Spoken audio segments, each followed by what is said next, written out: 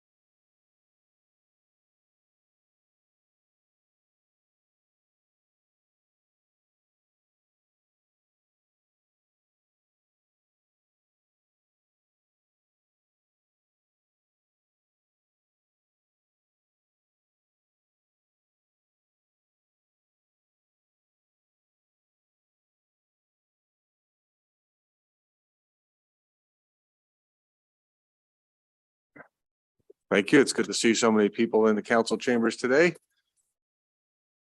We have some delegations and a couple planning matters to get through. But first, any declaration of pecuniary interest?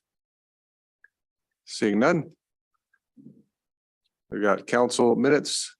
Resolution 4.1 moved by Councillor Otten, second by Councillor Tamlin, that the minutes of the Township of Mapleton Council meeting held on February 28th, 2023 be confirmed as circulated in the agenda. Any questions or comments? All in favor? That's carried. We have no matters arising from the minutes. First matter up under the Planning Act. We will do. This is a public meeting under the Planning Act to hear comments from the public and agencies and to give consideration to an application ZBA 2023-01 for a proposed zoning bylaw amendment. Subject lands are located at Part Lot 9, Concession 9, 7076 Wellington Road 12. And the purpose of the effect is to rezone the retained agricultural portion to prohibit any future residential development, to permit an oversized existing accessory structure on the severed parcel. And the rezoning is a condition of severance application B108/22. We'll now hear from the clerk on statutory requirements. Mr. Clerk. Thank you, sir. We can confirm that the relevant agencies and Mapleton senior staff were provided with the required notice by March 2nd. There were no comments received from Mapleton staff. Comments received from the GRCA and the Wellington County Planning Department are included in the agenda package. Mapleton's planning report and draft bylaw prepared by Linda Redmond is also included with your agenda, and there were no ratepayer comments received. Thank you, Mr. Clerk. We'll now hear from the planner, Linda Redmond. Linda.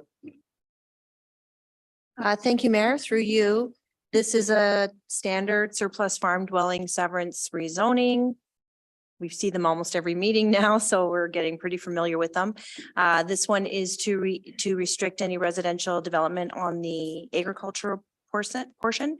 And there's also a retained shed on the residential portion or the rural residential portion that is larger than what would be permitted. So they're asking for permission to retain that building and have it larger than what's allowed. So the zoning amending bylaw incorporates that inside of it too. That's all. Thank you, Linda. Is Brett Shantz here or Haley? Brett, you're here. Do you have any comments to further explanation? I don't know. Are there any comments from those in attendance? Please indicate so and state your name and address for the record. We'll first hear from those in support of the zoning amendment. Anybody opposed to the zoning amendment? Questions from council then? This public meeting then is now, Councilor Martin. Sorry, I'm going to talk around you for a second because it's not specific about your farm, but I would like to have a conversation about accessory structures. We talk about this almost every meeting, like we've already alluded to, and I'm wondering if, because as we all know, accessory structures are like the bane of our existence. They end up, we can count on, I don't know, two hands, how many times a property comes through in a year that ends up being in trouble down the road. And this is really the only opportunity that we have to bring a particular property into compliance. Should we be looking at, I guess my point is, I think we should either have properties in compliance when we're doing the surplus farm dwellings, or we should change our bylaw to allow this. So if we're gonna have two separate, because this amount of square footage would probably never be allowed to be built. It's kind of because it's pre-existing and you hate to waste a good structure, I think is what we've talked about it numerous times here. But this type of square footage wouldn't be allowed, really anywhere else out in the country here off the center side road. It's really not impacting anybody. I understand why the staff recommendation is where it is, but inevitably at some point it ends up being an issue. So I think we should either really look at adjusting our bylaw and just allowing this, maybe creating two sets of standards for, the rural and the urban environment, or do it based on acreage like we kind of have currently. But, this has a driving shed, is the silo and the other kind of horse shelter or whatever, are they coming down or are they remaining? Yes, they'll all be removed. Yeah.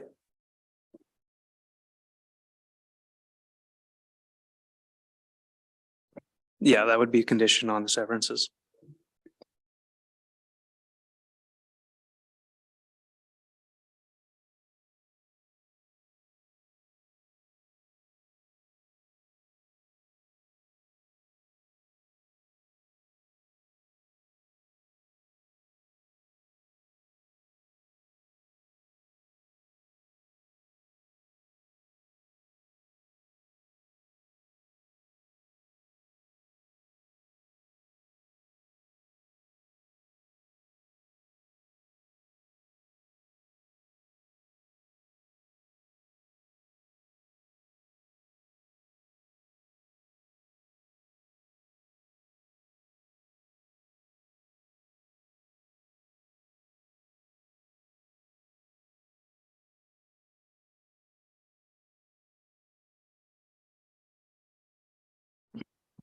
Yes, thank you, through you, Mayor. Just further on this discussion, if something were to if we allow this at this larger size and something happened to it, is that then the end of the allowance for the oversize and the replacement would have to stay within the allowable size, or can they always have it extra?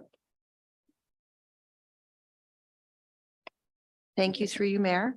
So the amending bylaw does stipulate that they are not allowed an enlargement of the building, and that there's no additional accessory structures.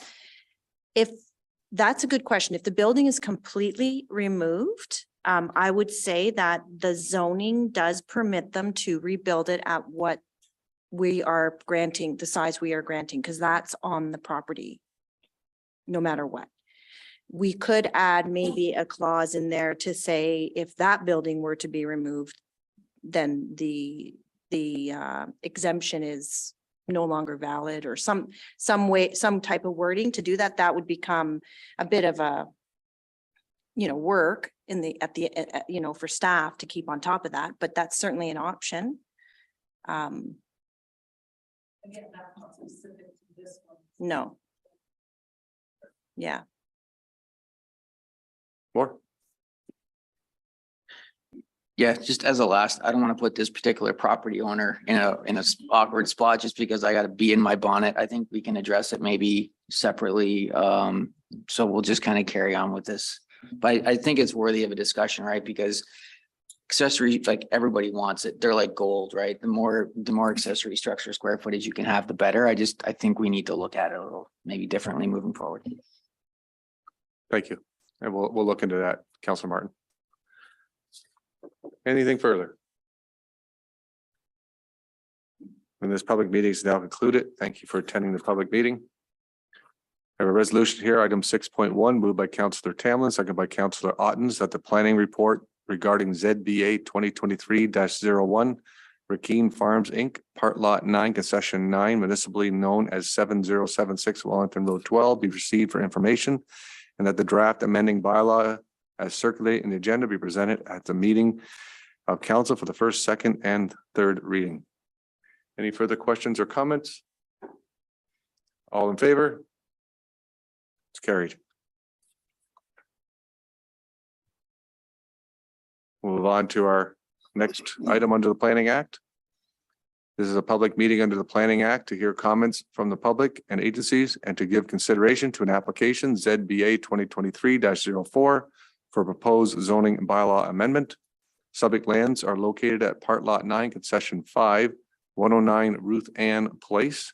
The purpose and effect is to revise the zoning of the lands to permit a cemetery. We'll now hear from the clerk regarding statutory requirements. Mr. Clerk. Thanks, sir. We can confirm that the relevant agencies and Mapleton senior staff were provided with the required notice by March 2nd. There were no comments received from Mapleton staff. GRCA had no objection to approval. Comments received from the Wellington County Planning Department are included in the agenda package. Mapleton Planning Report prepared by Linda Redmond is also included in the agenda. There were 4 ratepayer comments received after the publishing of the agenda, which need to be read into the record. The first was in opposition from G. Redmond at 105 Sharon Court. I am submitting my written opposition to the proposed amendment to allow a cemetery on or near the proposed site. Residents in the area would have a spooky feeling of living near a cemetery. The community does not need a cemetery in the area that would pose environmental contamination and threat to groundwater pollution, where all of the residents in the area rely on well water.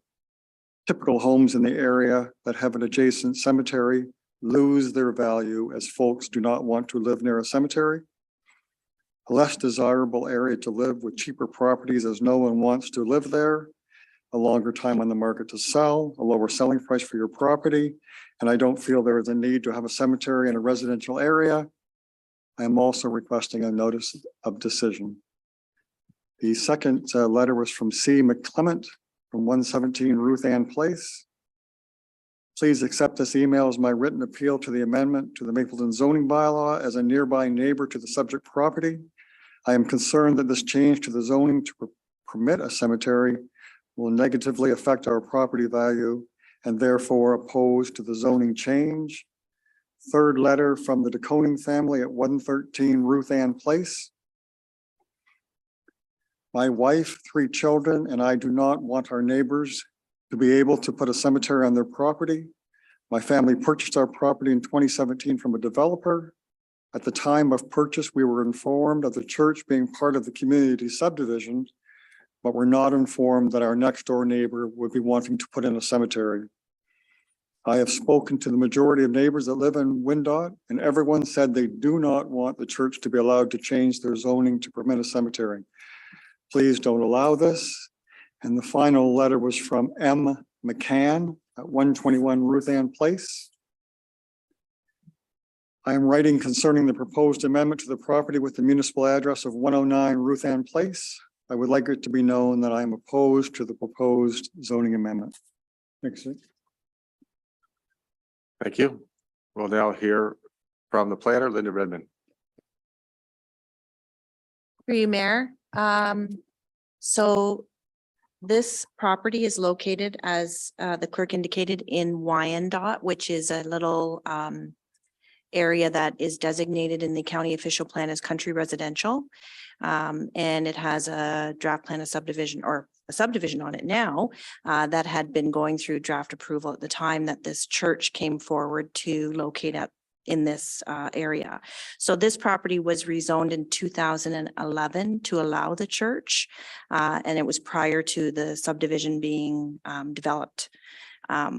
At the time that that application came forward, there was a request to also have the cemetery at that time, and council of that time decided that they didn't they didn't want to see the cemetery there. So they approved the church without the cemetery. And that's the current zoning on the property. It's site specific, institutional and it restricts a cemetery.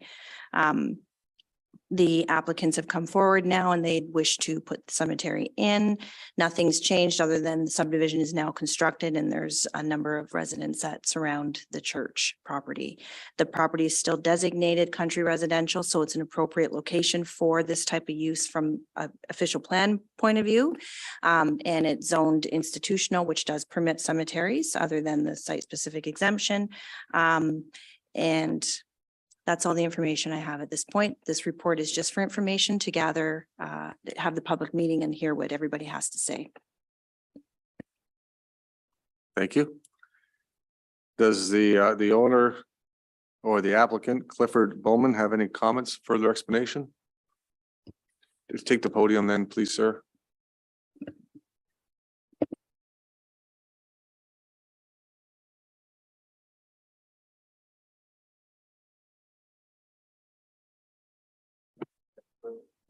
Hi, I'm Clifford Bowman from the Markham Waterloo Mennonite Conference.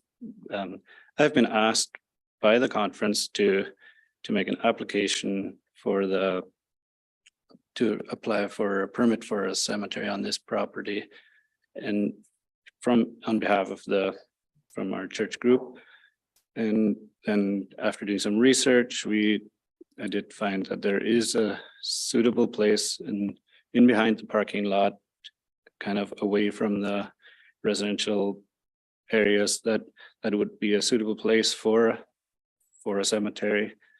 And after doing some more research, we came to a conclusion we should be applying for this in mind, because traditionally our church has cemeteries on the same property as the church buildings due to the way our funerals are held, and we have our traditional way of holding our funerals, and it makes it very convenient to have the cemetery on the same property. And otherwise, we are here today to see what we can make of it. Thank you. Thank you, sir.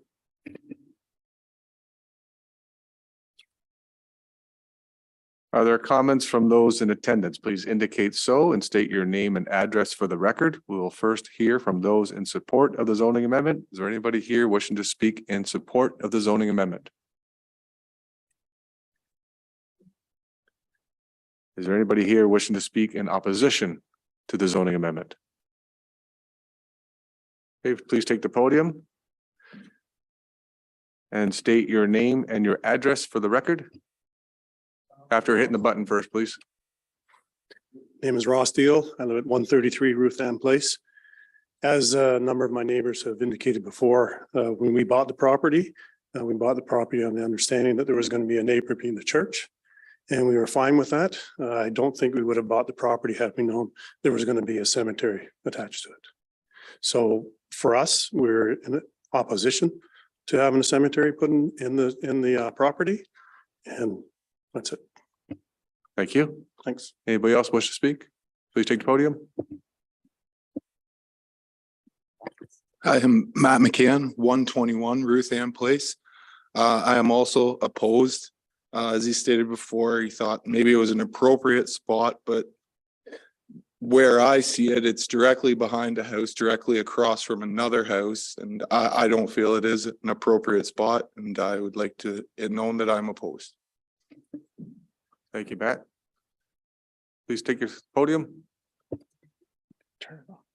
I'm Brent DeConing. Our family lives at 113 Ruth Ann Place. We're the direct neighbors right next to the Markham Mennonite Church. We also bought in 2017. At the time, we knew there was going to be a church, and we were totally okay with that. We did know that in 2011, they applied for a cemetery and it got voted no, so that we took comfort in that as well. Biggest reason too, property values will go down. I did homework. I called 3 real estate professionals, asked them what their opinion was, and they simply said they do not get the same value for a house beside a cemetery as you do elsewhere. I asked why, and they said 99 out of 100 people would not want to buy that house. So that directly impacts us. We would want to know like water, as it was stated before, we all have wells in that area. We have no idea what those implications would be. The site plan shows not just a couple plots, it's approval for 472 plots, starting directly, literally right on our property line and moving all the way over. So we directly ask to our neighbors, the Markham Mennonite Church, we'd obviously like you guys to remove your application. You guys are good neighbors. We like the relationship we have with you guys. Everyone in the community is courteous, especially on Sundays when you guys have your service and stuff. I do think this is something that would wreck that relationship. So we're not in favor of it and we'd like the process to stop.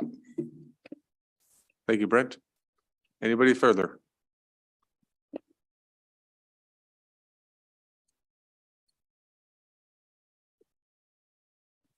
I'm sorry, I'm Asim. I reside at 145 Ruth End Place, which is just across the church, and I'm opposed to the cemetery application, mostly for the same reasons that I've already been provided with regards to we purchased the property in the home with the expectation that it's always going to be a Ruth End Place, and I believe it still falls under an estate property a lot. So it definitely affects the real estate as well as our understanding. And also like there's the church on Sundays, which is, a lot of people obviously to do the service. Like we have no problems with that, but I think this will, by having a cemetery, will just add to the traffic and so forth. And basically the taxes that we pay to reside in the property, I think that's one of the biggest reasons.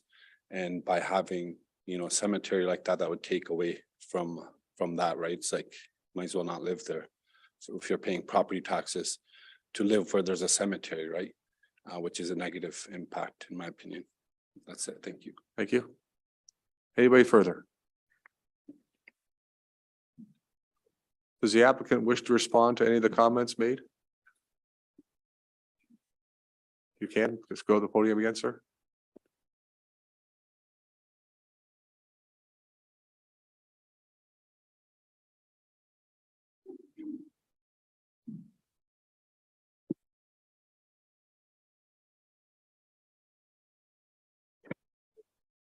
Okay, we're back on.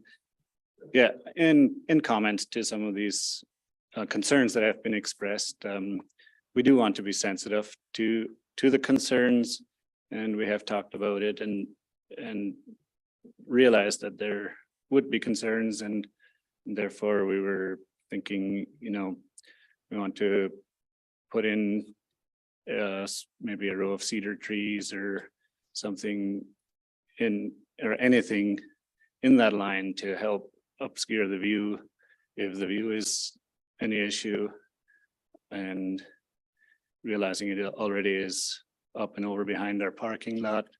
This might be an advantage to everybody, but it is somewhat in behind, and also we are willing to plant trees, etc., and to make it nice for everybody.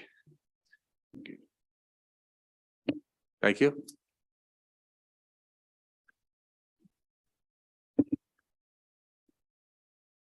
Any questions from members of council then? Councilor Martin? Sorry.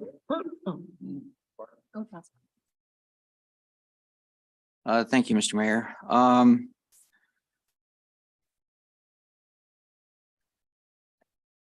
First off, it's a beautiful place for a church. Like, let's be honest, Wyandotte is probably one of the nicer places we have in Mapleton Township. I think, establishing the church early, probably before the subdivision even kind of happened, was a good idea. I do think council in 2011, decided appropriately that probably a cemetery in the long term wasn't going to be appropriate. And I think probably unfortunately for the Markham Church Group, it's probably doing Wyandotte a disservice to even call it a subdivision, right? It's really a group of estate lots. It's It's not even really a true subdivision. It's a collection of houses, but it's massive and it's beautiful. And I don't think that, I think it was probably not appropriate at the time. And for me, it's even less appropriate now, just given the neighborhood. We do have some beautiful cemeteries, whether it's Bethesda or in Holland. I think the Moorfield Church has purchased lots in Holland. I don't know if that would be an option for your group or not. But I think I would agree with the neighborhood that in this particular application, I don't think it's suitable for a cemetery. Councillor Ottens. Yes, I spoke to a couple of council members who were on at the time in 2011, and I wondered, what was the impetus behind that decision? And it was basically for that same reason, that it was going to be a residential area, and it didn't seem like a fit at the time, and that Holland was the cemetery that they felt was an appropriate alternative. I think had the cemetery and the church been there first and then people chose to move there after the fact, that would have been your option and your choice. And many people do live next to cemeteries in urban areas, and sometimes they really like it because it's peaceful and quiet and park-like. But in this case, that's not what you chose. You were there first, and this is coming after the fact. So I can see why that's an issue for the residents. So I don't feel it's an appropriate use of that land. And something that occurred to me, and I'm not sure if this is even an option, but if that area was used for a cemetery, that would also impede the church's ability perhaps to expand in the future, because that would take away any land if you did want to add on to your building and parking lot. So I mean, that's something that would be an obstruction for your church as well. So it's not something that I support. Thank you, Councillor Ottens. Councillor Reed. Thank you, Your Lordship. I obviously wasn't part of council in 2011, but did some research myself in the last few days. And I also agree, as somebody, as one of the residents has said, like coming in, knowing that that was going to be a church and staying a church was an appropriate use of space. And I also agree as council now that that's the decision that I would agree with. Thank you. Any further comments from council? Councillor Martin. One last quick one. You had mentioned about, culturally and traditionally having a cemetery, in close proximity to the church. Would there be an opportunity for exploration, nearby properties, maybe not specifically on this property, but something that would maybe be closer than Holland? Or I don't know what the parameters need to be to create a cemetery out in the rural environment, but something that would be relatively close to Wyandotte that could maybe meet this group's need. I don't know if that's something that could be explored, if there'd even be interest from the group or not, but I think it'd probably be all based on availability or suitability, but maybe that could be an option. Thank you. Anything further?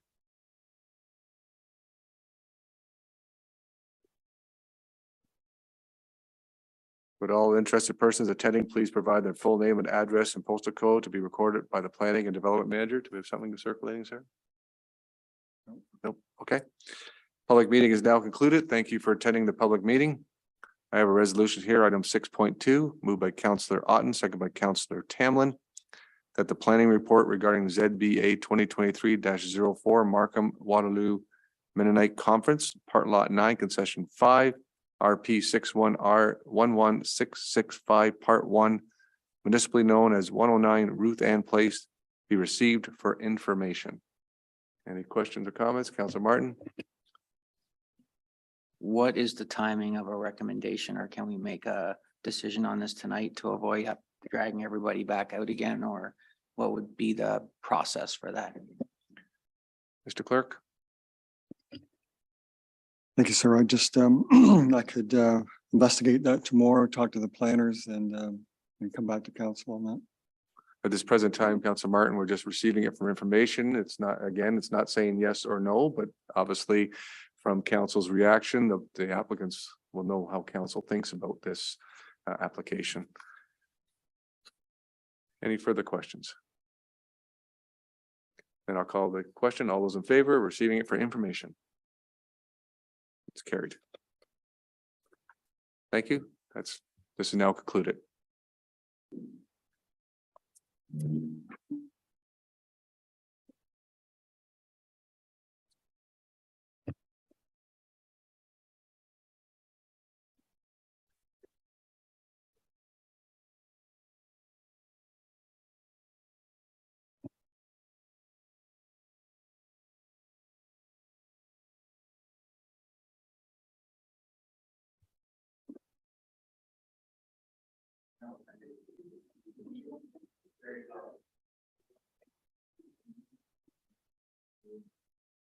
Right.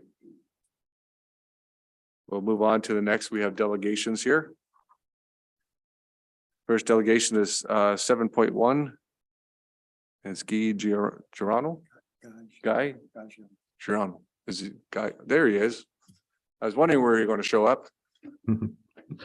So, good evening, Your Worship, and I want to thank you for the opportunity to speak before you, and I wanted to, through you, thank the other members of council. Because I'm doing this virtually, Your Worship, I wonder if I could just do a sound check. Am I audible and can I be heard by members Yeah, of council? we can hear you fine. Thank you. Okay, thank you very much, Your Worship. As you've said, my name is Guy Giorno. I'm the Integrity Commissioner for Mapleton and for several other municipalities across the province. I'm a lawyer who practices in the area of conflict of interest and ethics and government transparency.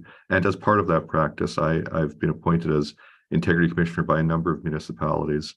I've been doing this since about 2016, since 2016 as part of my practice. I have been asked to put forward a proposal for what a renewal of my engagement would look like, and I've sent that through the clerk. I should let you know that while integrity commissioners, proceed somewhat the same way, each of us is different. My particular philosophy is based on two pillars or two premises. One is that of respect for council members. I think it's very important for an integrity commissioner to give good advice on the law, to be knowledgeable about the law, to be able to handle inquiries, a request for advice in a competent manner. But at the end of the day, the integrity commissioner is not the council. Everyone's got to stay in his or her lane, and integrity commissioner's lane is very narrow. It's not the job of the integrity commissioner to tell council members how to decide things, how to do your job, how to communicate, relate to members of the community. It's the job of the integrity commissioner to help you interpret or to give you guidance on the code of conduct and on the Municipal Conflict of Interest Act. So I think it's very important to be respectful of the role of council members and not for an integrity commissioner to overstep the role. So that's what I do. The second sort of pillar or philosophical value which I bring to my work is that of fairness. Fairness to both sides. When there is and it happens from time to time in a municipality, there's a complaint about the code of conduct or an allegation of the Municipal Conflict of Interest Act, I take great pains to proceed in a manner that is absolutely fair and neutral and balanced, hearing from the person who's making the complaint, hearing from the council member, giving both sides an opportunity to have their say, considering the evidence, allowing them to have their say again and again, and then finally coming forward with the findings and a report to the council. As I proceed in a fair and balanced way, I am very mindful of the fact that the obligation to have a code of conduct, the requirement to appoint an integrity commissioner has been placed on all municipalities by the province of Ontario with no provincial funding. So while it's important that there be an integrity commissioner and there be an avenue for people to seek to enforce the code of conduct and there be a place to go for those inquiries, I am very cognizant of the fact that it's the municipal tax base that pays for those services. And so I make a point of, while I'm fair and balanced and inquiries are thorough and the advice is good, I strive to be as efficient as I can. and as reasonable as I can in how I proceed, knowing that at the end of the day, it's in this case, a rural municipal tax base, which is paying for those services. So I don't know if you know, online, it's easy to Google and find stories of integrity commissioners and $250,000 bills and things like that. That, in my view, that serves nobody.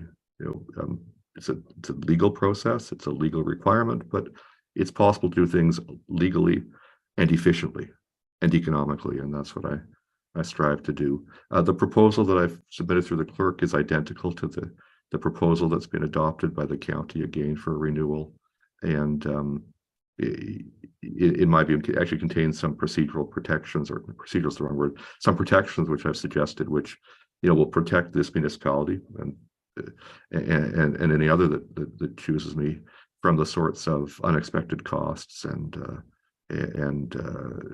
huge bills that's some municipalities, none in this county, but certainly in some places on Ontario have experienced with integrity commissioners. The final thing I'll say is that there is a publicly available online database of legal sort of reports and decisions and cases. It's maintained by all the law societies in Canada. It's called the Canadian Legal Information Institute. Anyway, there are integrity commissioner decisions and reports and findings there. There are more from me there than from any other integrity commissioner in Canada, which is simply give you a sense of the volume of the work that I do. But it also shows that there are no surprises. How I proceed, how I conduct myself, how I interpret and apply codes of conduct, and present reports to councils is all there for public consideration and review.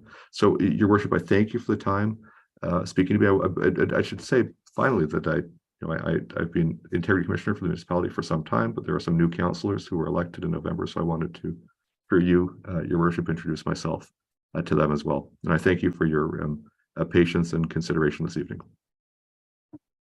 Thank you very much. And you're right, we do have a couple of new councillor members here, Councillor Tamlin and Councillor Reed. And it's good that you've introduced yourself and a little bit about what is available. Thank you very much. Questions then from members of council to Guy? Seeing none. Councillor Martin. I don't have a comment for Mr. Journal, or a question, just a comment. I've spoken to him once in the time that I've been on council, and I found the experience very enjoyable. He was talking about being efficient. I was looking for, I would say probably precise direction, and he was annoyingly diplomatic with the advice that he gave, and kind of just provided the resources and advice, and allowed me to make my own decision about it. So it's never fun, or I don't know, talking to an integrity commissioner. No offense, but it was a rather enjoyable experience for me. So. Thank you, Councillor Martin. You don't mind talking to the integrity commissioner when you're there asking for advice, not him, on the other hand, coming down on you for doing something wrong. So any other questions or comments? Thank you, Guy, for your attending the council today. Thank you, Your Worship. Resolution here is item 7.1, moved by Councillor Tamlin, second by Councillor Ottens, that Township Mapleton Council receive for information the delegation of Guy Girano, Fraskin Martineau Dumoulin LLP regarding the appointment of an integrity commissioner. All those in favor? That's carried. Thank you. The next delegation that we have here is the Municipal Property Assessment Corporation, Ann Haynes. Ann, welcome. Thank you, Your Worship and members of council. Good evening. My name is Ann Haynes, and I'm the regional manager with MPAC in Southwestern Ontario Zone 1. I'd first like to take a minute to congratulate all council members on their elections, and I look forward to working with each of you 2023 and beyond, whether you're newly elected or a seasoned elected official. Please know that we are here to help at MPAC, and you have a whole team of municipal and stakeholder relations group that I'm the team lead for, so feel free to reach out anytime.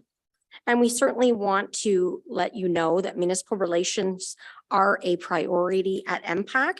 And we want to continue elevating the municipal and property owner experience. So the next slide talks about Ontario, some metrics across Ontario. We are Ontario's property experts, and our job is to assess and classify more than 5.5 million properties across Ontario that have a combined value of in excess of 3 trillion in property assessment. In the last year, in 2022, Ontario has grown by approximately 45,000 new residential homes. And we added more than 37 billion to Ontario's assessment rolls. And every municipality uses our assessments to make informed decisions about their community, including the distribution of taxes. And Ontario's property tax system and these assessments generate approximately 30 billion in tax revenue annually. So locally in Mapleton, with just over 3,900 properties, we have captured over 33 million in new assessment growth in 2022. The next slide talks about the 4 key players in property assessment and taxation, starting with the province. The province, specifically Ministry of Finance, is responsible for setting assessment and taxation legislation as well as policies, and they also determine the education tax rate. There's also another independent tribunal under the provincial government, the Assessment Review Board, and they will adjudicate and listen to any challenges or concerns on property assessments from residents. MPAC, we are an independent non-for-profit funded by all Ontario municipalities corporation. And our role again is to assess and classify all properties across Ontario. And we do this in compliance with the Assessment Act set out by the province of Ontario. We are accountable to the province, municipalities, and property taxpayers through our board of directors, and that comprises of provincial, municipal, and taxpayer representatives. And these representatives are approved by the Minister of Finance. Municipalities yourselves, of course, use our assessments to establish your tax rates and distribute taxation out to the ratepayers. Finally, the property owners are the ones that buy and sell in the communities and set the market, as well as pay property taxes. As you can imagine, maintaining a property Ontario database is huge. It's very important to us, and it's a large responsibility. We're continuously updating data in that on our records and sharing them out with you and your staff. Maintaining these database includes things such as assessing new construction. So when there's a building permit taken out, additions or renovations that occur on properties, responding to property owner inquiries and working with them to help them understand their assessment. Supporting for municipalities as well is another thing we do through Municipal Connect. That is our portal that we provide live access, real-time access to your staff that has a lens into our entire assessment database. So we work also collaboratively on projects that are important to you, and digital e-permitting was a huge innovation that we had to undertake in COVID. We also have an important statutory duties. So requests for reconsiderations and appeals by property owners, we have to respond to those. Severances and consolidations that the county or yourselves approve, we have to reassess those properties as well, and vacancies and tax applications. So just a little bit about current value assessment. As you know, Ontario's property assessment is based on everyone paying their portion of what it costs to deliver community services. To do this, all properties are assigned a valuation as of a common date. And this is legislated by the province, as mentioned earlier. And this principle is called current value assessment. And that would be the price of the property might reasonably be expected to sell for if sold by a willing seller to a willing buyer in an open market. The reassessment that was scheduled to occur in 2020 was postponed by the province to provide stability and certainty to Ontarians and to enable municipalities to focus on responding to the challenges posed by the COVID-19 pandemic. So as a result of this postponement, valuations and property assessments continue to be based on a legislated valuation date of January 1st, 2016. This should not have a negative effect on your municipalities, a negative financial effect, because we continue to pick up new assessment and add that assessment to your annual assessment rolls for new construction additions and changes to the properties. And I mentioned earlier about how much we picked up. For new buildings on structures, we determine a value as of Jan 1, 2022. So if you built today, we have to value your property, what it would have been worth as of January 1st, 2016. So everybody is comparable and everybody's on the same level, even though it's built today. Although the assessment update remains paused, we're continuing to keep that assessment database up to date. Property owners that have a change in their value will receive a property assessment notice from MPAC if there's changes. And in November, we sent out just over 800,000 across the province. And in Mapleton, we sent out 537. Once the province announces when the next assessment update will take place and what that valuation date will be, we will let you know. And then we can work to have meaningful conversations as we work to finalize values in your community. After we assess properties or put a change out on a property assessment, we mail a notice out to property owners. Sometimes owners do not agree with our assessed value. A property owner might connect with you and ask you what to do if they disagree with their assessment. So it's important for you to remember that the property assessments are not taxation. If you do get an inquiry, you can help us by asking the property owner a few questions. The first one, if they could have sold their property as of January 1st, 2016 for the assessed value. The next, if they have visited About My Property, which is on our website at mpac.ca, to review the information that we have on file regarding their property to ensure that it's accurate. Number three, if they've also explored About My Property and to know that they can do research on that portal to compare assessments and sales in their area. And if a property owner still disagrees with their assessment, they do have the option to file a request for reconsideration with MPAC. That is free. And then if they do not agree with that result, their last attempt to challenge it is through that assessment review board that I mentioned, governed by the province. So the fastest way to start a review is to file a request for reconsideration for the property owner, and they can do that through our portal About My Property. So let's just spend a moment and talk about the relationship between property tax and assessment. Assessment distributes tax. They do not determine tax paid. The most important factor when there's a province-wide assessment update is not how much the value of your property has changed, but rather how much the assessed value has changed in relation to the average change in the class in your community. This concept was explained in a recent toolkit that we sent out. It would have been in late 2022 that we shared out with municipalities. So in anticipation of that next province-wide update, we implemented a strategy to address some misconceptions about the relationship between assessed value and taxation, including that resource that I just mentioned that ensures that when an announcement is made, we're ready with the support that you need. The digital toolkit that we shared out is available on our website at mpac.ca. It can help municipalities, including elected officials, mitigate misinformation and provide support and resources to educate and inform property owners. A number of municipalities have this shared on their website already. So in the digital toolkit, there's a 3-minute video. I'm not going to play it here tonight, but there's a little snap of what it looks like. It's on our YouTube channel.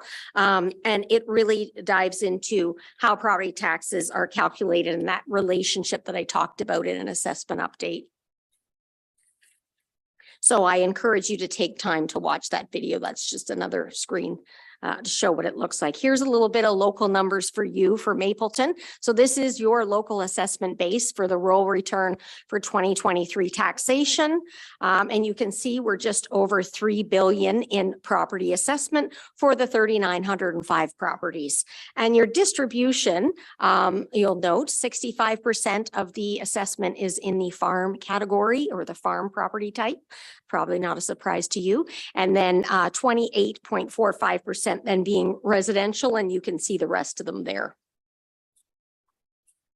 So thanks again for having me today. We do want to stay connected. If not, if you have not already, make sure you subscribe to our In Touch or our monthly webinars and our newsletter. This can be done through our website at mpac.ca.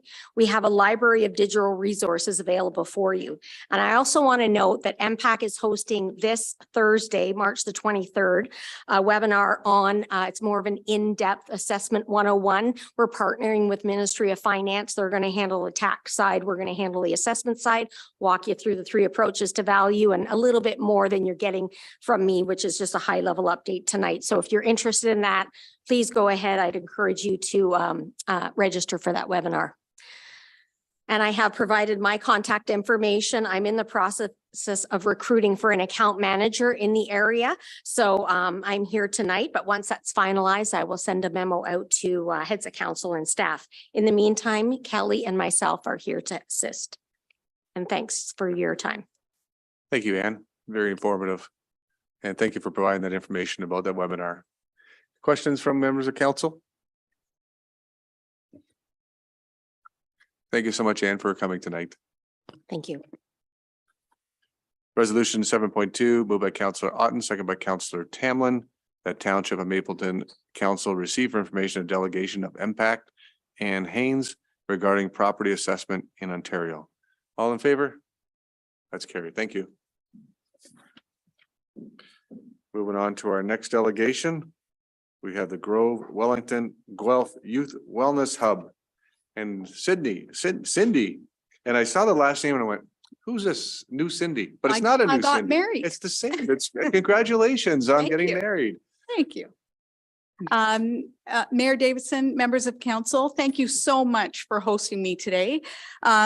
We usually provide an annual update because you partner with the town of Minto to provide funding so that the Grove Palmerston can function. So we're very grateful, and part of my job is to make sure that you know exactly what's going on at the Youth Hub in Palmerston and overall. So what is a youth hub? A youth hub is a one-stop shop for youth mental health where youth can walk in the door and services actually come to them. So what we're trying to do is make it as easy for youth to access the services that they need when they need them. One of the things that I really loved about this model is it's based on wellness, not illness. So it's about youth coming in, and we provide an array of services and build those relationships so that when they are having difficulty, they already have those trusted relationships and they can ask for help when they need it. Go to the next slide. We're about intervention and prevention, right? We live in a very fortunate community, Wellington County and Guelph, where we have lots of crisis experts. What we didn't have was that intervention and prevention piece. And now what we're doing is providing that holistic approach on that continuum of care for youth between the ages of 12 and 26. Next slide. So Wellington County is far ahead of where we are in Guelph. We have 3 sites open. One's in Fergus, one's in Erin, and of course the one in Palmerston. The University of Guelph is now open. The YMCA, we're offering services there 1 night a week, and they are renovating that 2nd floor. So we'll have 6,000 square feet there. Shelldale Family Gateway is located on the west end of Guelph. They live in a very high needs area. So we are offering services there once a week, and we'll get a full team in there by the end of 2023. And then the Canadian Mental Health Association is building a new building in the north side of Guelph. They've given us 8,000 square feet there, and we'll be opening there in the fall. All of these hubs are connected. A youth can walk into the Palmerston site or the YMCA site, and our team work together to service that youth. We're all on one database. Lots of our community agencies are on that database so that a youth doesn't have to tell their story over and over and over again. We have a youth wellness team. That youth wellness team is made up of a variety of mental health professionals. Now, we don't call them counselors and we don't call them mental health clinicians. What we do is try to find youth-friendly terms so that youth are more open. So we have youth outreach workers. We've got a youth wellness coordinator. We've got youth concurrent coordinators. We're trying really hard in collaboration with our youth to come up with some unique names that are more youth friendly. Let's go to the next slide. So what are we seeing across our sites? So in the calendar year of 2022, we saw over 22,000 youth visits to mainly the 3 sites in Wellington County, because the University of Guelph got off to a slow start and we didn't actually start seeing numbers of youth come through that door until September. April 1st to February, the end of February 2023, we've seen over 25,000 youth visits in our sites, with most of the youth being drop-in services. So we have drop-in hours where youth can just walk in the door, play a game of pool, grab a cup of coffee, plug in their phone, or talk to a mental health clinician. Next slide. So we offer a variety of programs to a variety of different and provide a variety of different services. So we've got and I'm going to get this wrong, 2 LGBTQI plus group. We've got cultural equity and diversity programs. We've got employment and education opportunities, housing. You can see the list here, and you can see how it's all broken out into where we're getting the biggest bang for our buck, so to speak. If we go to the next slide, this is really drilling down to Palmerston. So in Palmerston, you can see we're close to 12,000 youth visits in that site. It is a very busy site. I think it's because it's in such close proximity to the school. So we've got very strong ties to Norwell District High School and are working in collaboration with the principal, vice principal, and teachers and their guidance department to make sure that we're providing that wraparound services. Tracking our results is a critical component of the Youth Wellness Hubs Ontario model. So we're considered one site of the 22 sites that are across the province of Ontario right now. We submit aggregated data up to through My Wellness Passport, which is through the province. They're gathering those statistics. So we'll have in a year or 2 years' time, a really comprehensive picture of what youth mental health looks like in the province of Ontario. Each province has signed on, even though they have different categories. They call their integrated youth services something a little bit different in each province, but they've all agreed to measure the same things. So in 2 or 3 years, we'll be able to get a wholesome picture across Canada as to what youth mental health looks like. In our local area, we're fortunate to, our backbone organization is the Canadian Mental Health Association, Waterloo Wellington. We're all on the same database there called CaseWorks. And why this works is last August, we had a youth on a Thursday afternoon walk in to one of our sites in Wellington County. That youth was doing fine and played a game of pool with one of our youth outreach workers. On Friday night, that youth went into crisis. And because that youth understood that there were resources available, they picked up the phone and they called Here 24/7. Because it was a crisis, so that means the youth was wanting to take their own life. The operator went into the youth's file, read what was going on, and instantly knew, because of their relationship with the Grove, that the youth had been to the Grove the day before and seen our youth outreach worker, Molly. They brought that information into the conversation. The youth didn't have to explain why they were in crisis because the history was there. The operator was able to stabilize the youth over the weekend. Key point. On Monday morning, when the youth outreach worker walked in the door and turned on her computer, there was a red flag on her computer saying this youth had had a really tough weekend. This is what had happened. Then the youth outreach worker picked up the phone, called the youth and said, I hear you had a really rough weekend. Why don't you come in and see me? And that youth has been seeing someone at the Grove ever since. So that is what this is about. That is why sharing databases and all of us working collectively, it's working. And I can't thank you enough for seeing the vision. I remember meeting the mayor at the Red Brick Cafe in downtown Guelph to explain the vision. You got on board, you partnered with Minto, and we are just very grateful. Next slide. We've got a youth ambassador program. Our youth ambassadors are between the ages of 18 and 26. We hire them, train them, they're that warm, welcoming face, because let's face it, no youth wants to talk to me. They want to talk to people that are closer to their own age.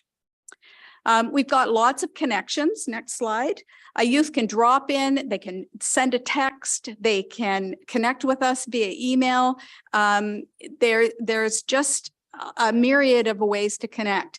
We have memorandums of understanding with over 40 community organizations. They also can refer to us. They bring their services to our hubs so that youth know when they're coming and how to access them. Next slide. We have, let's skip, we don't have to skip. We offer employment, housing, education, tutoring, substance use, addiction. We've got core services that we offer, and we've just hired a nurse practitioner that will be spending time in each of the hubs in Wellington County to offer primary care services. Next slide. We have a skills and well-being program. And what we do is we ask the youth what they're interested in, what they want to learn about, and they tell us, and we create programs around that. In Erin, cooking lessons are hugely popular. In Palmerston, music lessons and music is really popular. And in Fergus, it's art. So we really try to listen to what the local youth have to say and address what they want to see.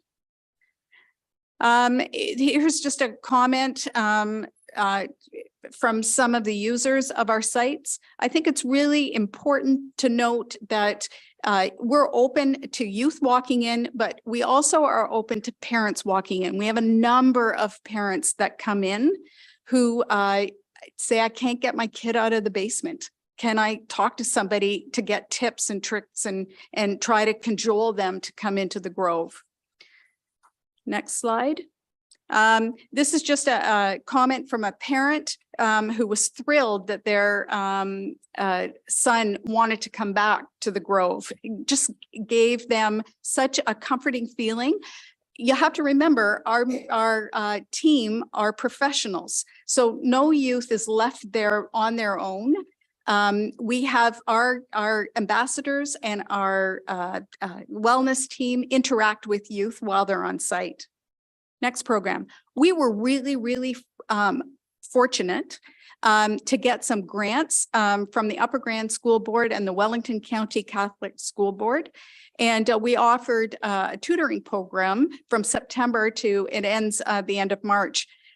Just from September to the end of February, we had 363 tutoring sessions. And this is a direct result of COVID and kids feeling a little uneasy about their academic career. Transportation, we partner with Wellington County and use RideWell. We use grants so that there's no cost to the youth, and we fund that for them. Next slide.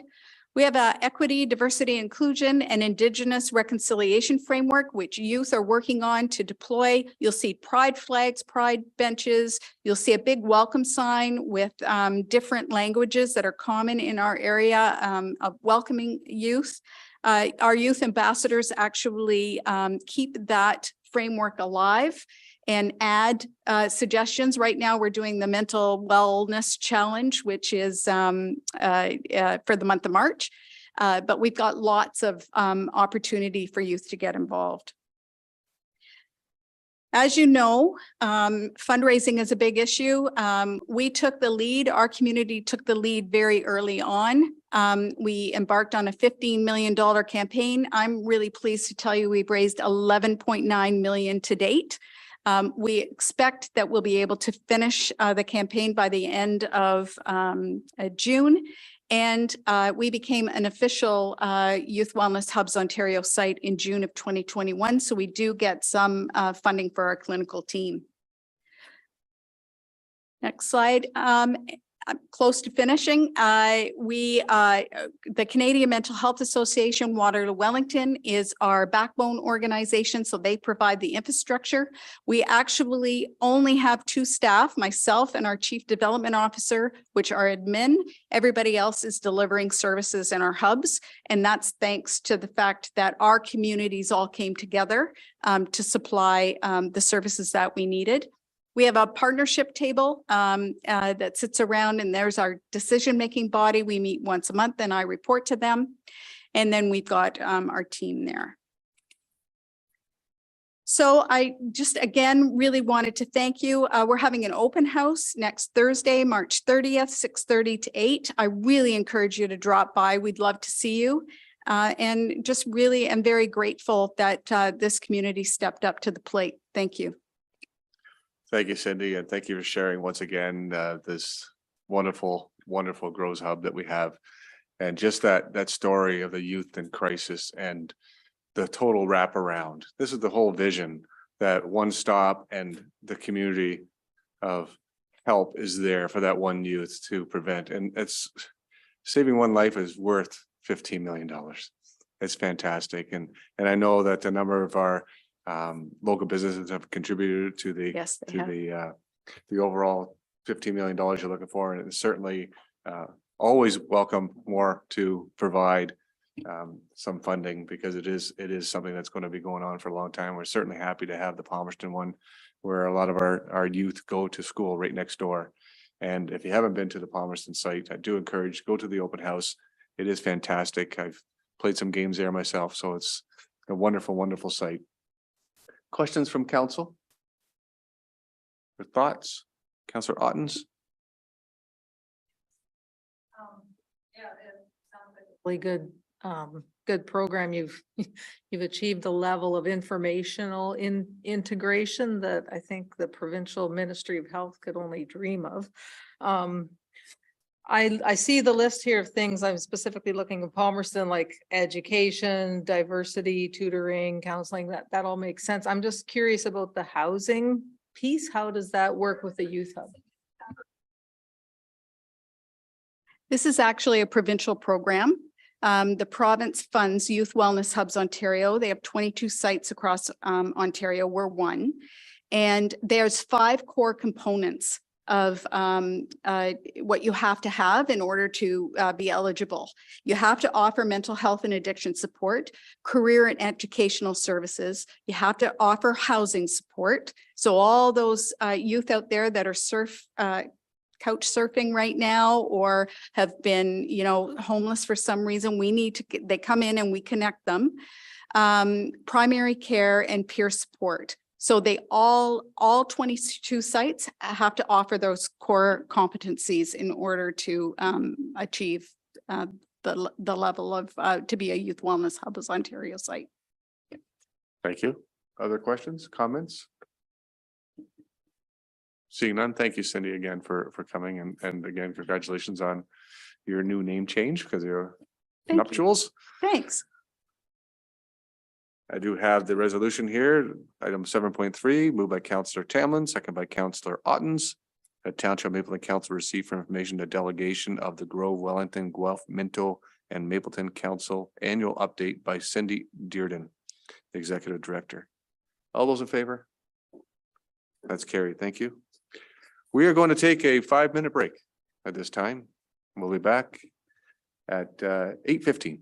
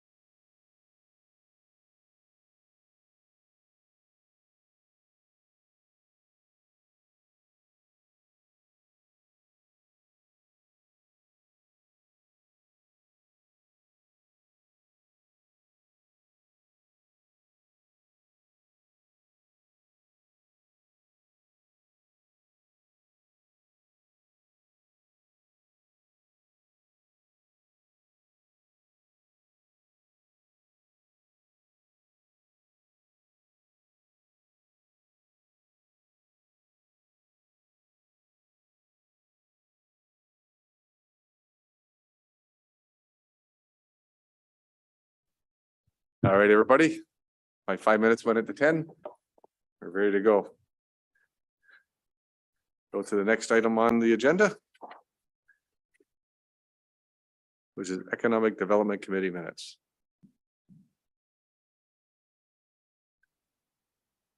The moved by Councillor Otten, second by Councillor Tamlin, that the Township of Mapleton receive for information the draft minutes of the Economic Development Committee meeting held on March 9th, 2023. Marlene, you have any comments on that? Any questions from council? All in favor? That's carried. Moving on to the next item. Moved by Councillor Reed, second by Councillor Martin, that Township Mapleton Council received for information Building Department Report BD 2023-03 dated March 21st, 2023 regarding the February month end and year to date. Questions from council? I'll call the question. All in favor? It's carried. Next item is 9.2.1. Moved by Councillor Reed, second by Councillor Martin, that Township of Mapleton Council received for information Clerk's Report CL 2023-03 dated March 21st, 2023 regarding an integrity commissioner, and that Township of Mapleton appoint Guy Girano as the township's integrity commissioner for a 4-year term commencing April 1st, 2023 to March 31st, 2027. And further that the mayor and clerk be authorized to execute an integrity commissioner agreement between the corporation of the Township of Mapleton, Guy Girano, and Faskin Martineau Dumoulin LLP. Any questions? All in favor?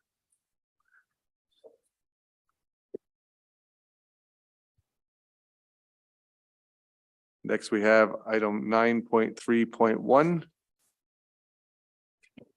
Moved by Councillor Martin, second by Councillor Reed, that Township of Mapleton Council receive for information Finance Report 2023-09 dated March 21st, 2023 regarding council and committee remuneration and expenses for 2022.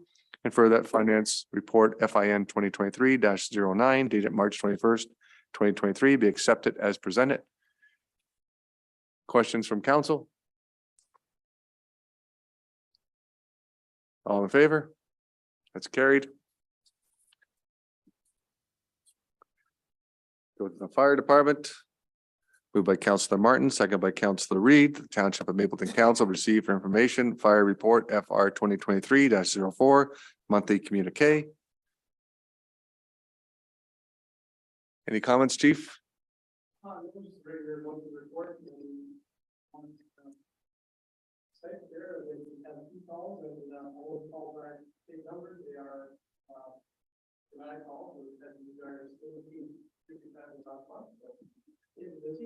Okay, did you want to use the mic there, Chief?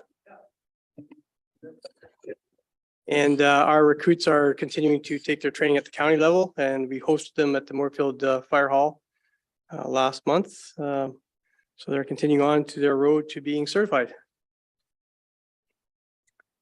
Thank you, Chief. Questions for the chief on the monthly communique? All in favor of receiving it? It's carried. Thank you. Moving on to item 9.5.1. Moved by Councillor Reed, second by Councillor Martin, that the Township of Mapleton Council receive Public Works Report PW 2023-05 dated March 21st, 2023 regarding the 2023 Public Works Capital Program, and further that the Township of Mapleton Council approved the road resurfacing for Edward Street and postpone the Dales Drive resurfacing in 2023 capital budget. And further that the Township of Mapleton Council postpone the resurfacing of Side Road 15 until the concrete structure between concession 6 and concession 5 are in good repair. And further that the Township of Mapleton Council approve the replacement investigation of the concrete structure between Holland Road and concession 5. And further that the Township of Mapleton Council approves the distribution of the approved capital funds stated within the council report PW 2023-05.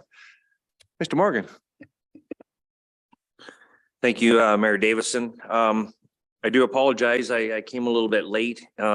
with my employment with Mapleton. So I'm requesting a couple budget changes here, a budget amendment. So in my recommendations, it's basically is postponing Dales Drive and doing some more work on Edward Street.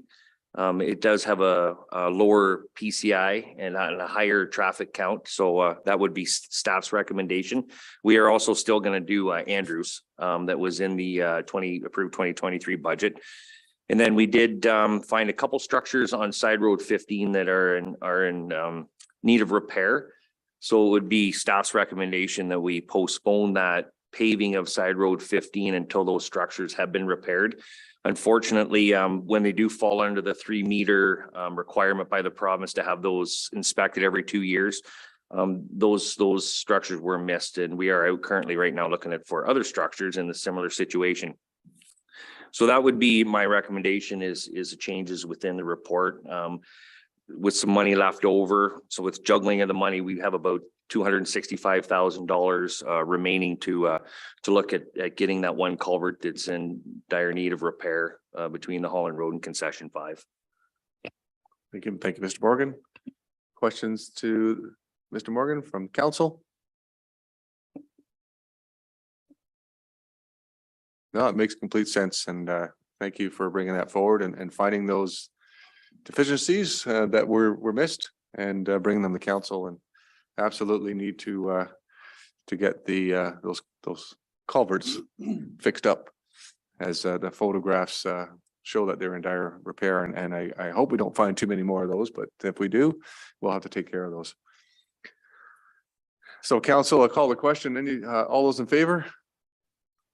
Thank you. That's carried. Good to go, Mr. Morgan.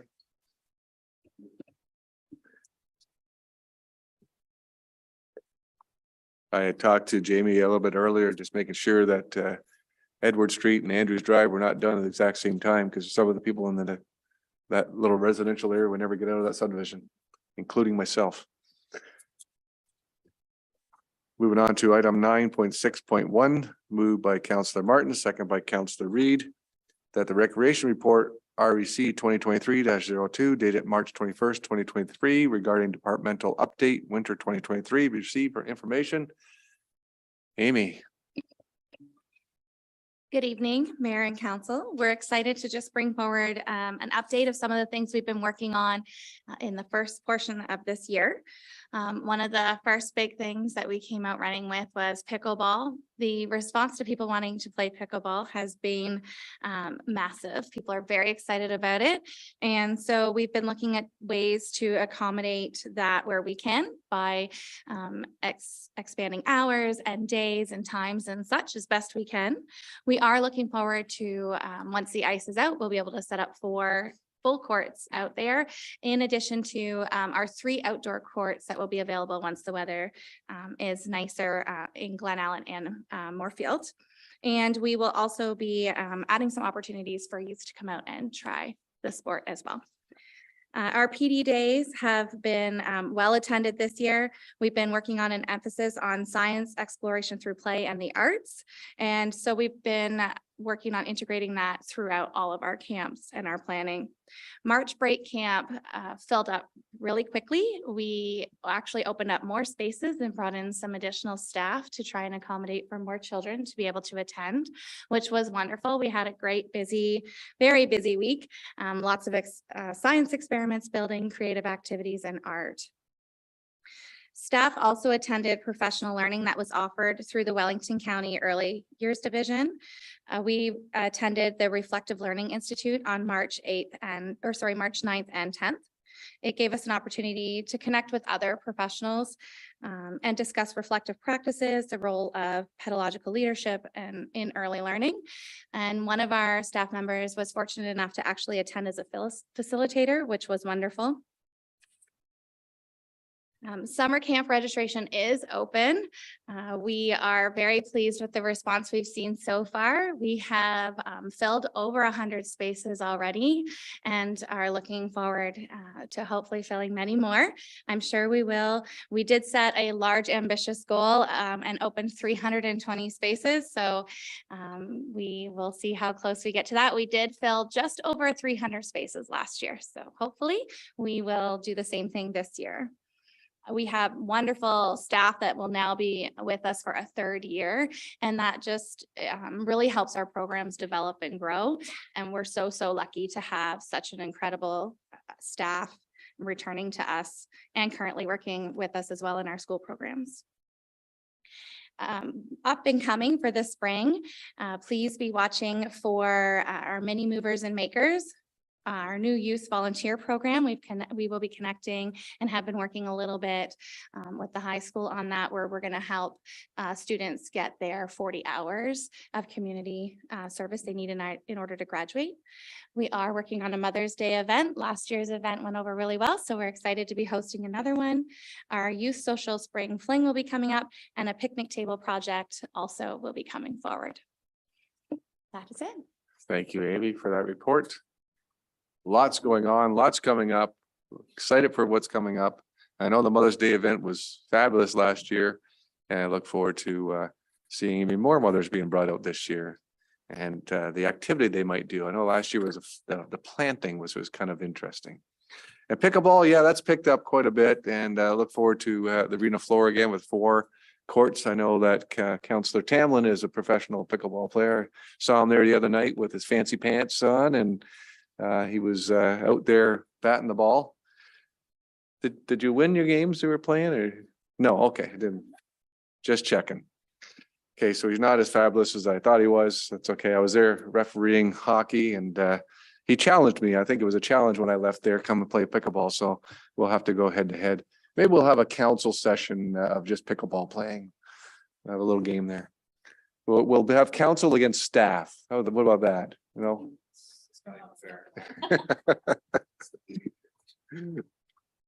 The CAO says it's not even fair for us because he's a professional player himself. Any questions then for Amy on this report? And I'll call the question. All in favor? It's carried. We have the approval of bylaws. First one here is item 10.1. Moved by Councillor Martin, second by Councillor Reed, that bylaw 2023-18 being a bylaw to appoint an integrity commissioner be hereby read a first, second, and third time, signed by the mayor and clerk and sealed with a corporate seal. Any questions on this? All in favor? That's carried. Thank you. Next one here is moved by Councillor Reed, second by Councillor Martin, that bylaw 2023-019 being a bylaw to permanently close a road allowance known as King Street, King Survey in the township of Mapleton, county of Wellington, be hereby read a first, second, and third time, signed by the mayor and clerk and sealed with a corporate seal. Questions on this one? All in favor? That's carried.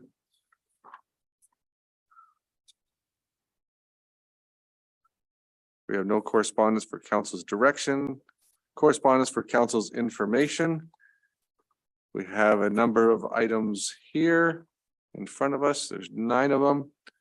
I know that Councillor Ottens wants to put a motion forward on one of the items, and this is moved by Councillor Ottens, second by Councillor Tamlin.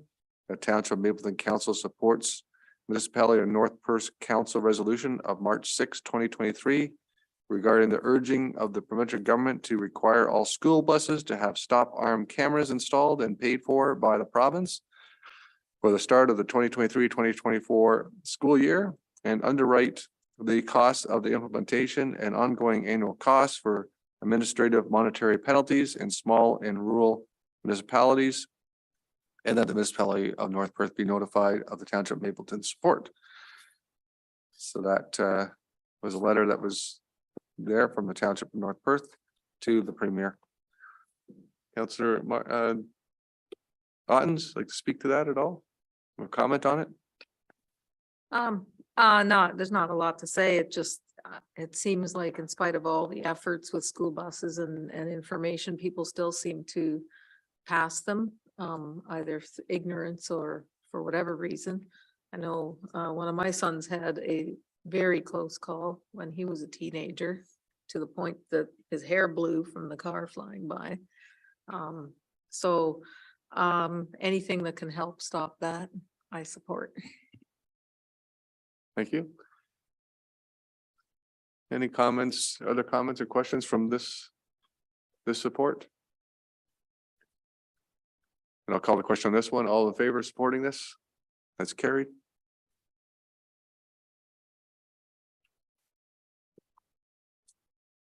Is there any other comments on or questions on any of the other correspondence for council's information? Yeah. I do have one other here from last council meeting that Councillor Ottens would like to support.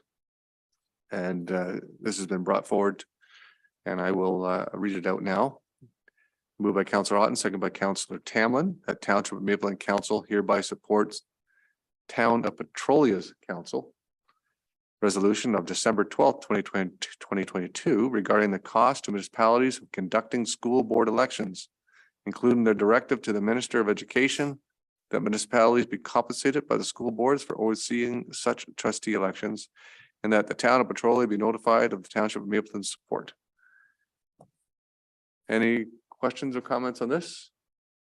Discussion? Councilor Martin? Question on it? Cause you look like you have a question. Well, I think it's a novel idea, but inevitably we charge the school board, they raise their tax rates and the taxpayers pay for it anyway. I mean, there's a similar argument to be had that, you know, we do all the work for upper tier municipality that we have as well, and as well as school boards, right? I don't know, do we have any more context at all? To Councilor Ottens, you got any more context on it? It just, I don't have Petrolia's thing right in front of me because it's up from the last agenda, but it made a good point that, yeah, we're doing all the heavy lifting and for their elections. So if they want the election, they can hold it themselves, or they could reimburse the municipalities for some of the costs of, you know, a percentage perhaps that could help cover the cost. I know there's only one taxpayer. It's got to come from somewhere, but to me, it's an optics thing too. We're doing the work for them, so there can be some back and forth cost wise. It came, I think Larry maybe has some I go, that's contribution the there. clerk speak to this then. I would say that for most municipalities that are holding election, adding the school board is incremental at best. But there was municipalities across Ontario, including our neighbors, East Carriffraxa, that did not have an election, but had to run the school board election. That was quite costly. There's some context there. Having an election, I guess Minto would be the same, right? And I guess we're talking about elections. I was kind of thinking collection of property taxes when I was referencing like the county and the school board. But yeah, elections. You're right. In that context, it would be costs that would be completely borne by the municipality. Any further questions or comments? Councilor Ottens? And when you think about the elections, it's almost like so much an information dump for some voters, like school board and the municipality, that perhaps it should be a separate event completely, since you're sometimes directing it to two different sets of voters, like in interest wise. Obviously, everyone should vote in everyone, but I found, for example, the candidates evening, there's a lot of information and a lot of people that have to be heard from, that I don't feel that our candidates part of that meeting got full use, because you also had to account for all the school board candidates to have their say, and then it gets so long. Like it's a lot, and maybe it should just be separated. Maybe we should ask the province to tag on the school board to their elections in the province. No, I know that wouldn't go over well either. All right. Any further comments on this? I'll call the question. All those in favor of adding this? It's carried.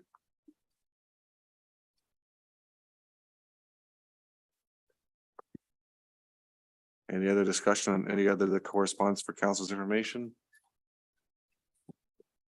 Any notices of motion?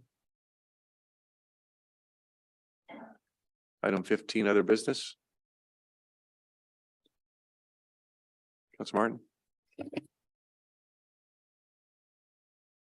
Thank you, Mr. Mayor. Just wondering if the CAO maybe would have like a status report on where we're at. As far as the policing of illegal kennels or puppy mills, as they're called. I'm assuming everyone else is getting spammed with emails as well over the last multiple days since that advocacy group pushed out some email addresses. So do we, I know they're concerned about one particular property. Do we have a status update on that? Absolutely, through your worship. So our animal control officer did go out, in fact, to that property on a Sunday when they heard of the complaint. Talked to the property owner, and this is the second time now that we've chatted with them. So we were a little bit more severe. She was a little bit more severe this time. And what we're going to do is I will personally phone the individual, and we're going to follow up with a letter that basically says cease and desist as per our bylaw. There's no brokering of puppies. And by then, hopefully we have a bylaw officer hired to continue monitoring the site. But it has been dealt with, and I know there's a lot of chat around Facebook and things like that. But obviously these are things that they don't know of, that we've addressed it right away. And we will continue to follow up and to ensure that they follow the bylaw. Thank you. Thanks for the question. Anything further? Other business? Councilor Martin. A quick follow-up to that. More process related. So it's really easy to throw down complaints on social media and such, but if a complaint comes in, they follow the formal process, like to submit a complaint, or does a concerned citizen simply email you, or is there that complaint process that needs to be followed? In this case, they did phone in and were directed directly to Cali. So the process worked perfectly. Anything else? Okay, we'll move into item number 16, going into a closed session, moved by Councillor Reed, second by Councillor Martin. That Township of Mapleton Council move into a closed session to consider the following subject matters: review and adoption of the closed session minutes, February 28th, 2023. Number 2, commercial information supplied in confidence to the municipality, which, if disclosed, could reasonably be expected to prejudice significantly the competitive position or interfere significantly with the contractual or other negotiations of an organization. Number 3, a proposed or pending acquisition or disposition of land by the municipality or local board. And number 4, personal matters about an identifiable individual, including municipal or local board employees. All in favor of going to closed? That's carried.